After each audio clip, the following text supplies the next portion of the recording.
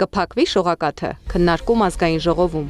Մեկ ասում են չի համապատասխանում, որակը լավը չէ, հետո ասում են խնայում ենք, հետո ասում են գումարը բաշխելու են մյուսներին, ասում են շողակատալիքը չի փակվում եւ այլն։ Ժամանակին A1+-ն էլ չէր փակվում, բայց եթերից զրկվում էր։ Ինչ անուն ուզում եք դրեք, բայց ՀՀ-ում պետք է լինի հանրային առանձինալիք, որը պետք է ներկայացնի հայ առաքելական եկեղեցին, հավատքը, կրոնը եւ թե ինչ վատ բաներ են լինում, երբ մարդ հեռանում է Աստծուց։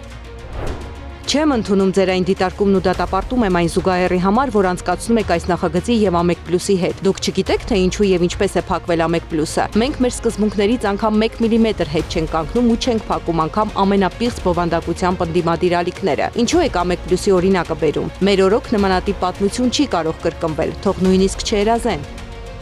Հասարակության հետաքրքրությունը կրթական մշակութային ծրագրերի նկատմամբ մեծացնելու փոխարեն որոշել են ազատվել դրանից։ Սա ուղիղ շարունակությունն է այն բանի, որ նոր չափորոշչով դպրոցական պարտադիր ծրագրից հանվեց հայոց եկեղեցու պատմություն առարկան։ Ինչ է սա, եթե ոչ տրամաբանական շարունակությունը հայ առաքելական Սուրբ եկեղեցու դեմ սկսված արշավի, որ նորեցօր ավելի կատաղի է դառնում։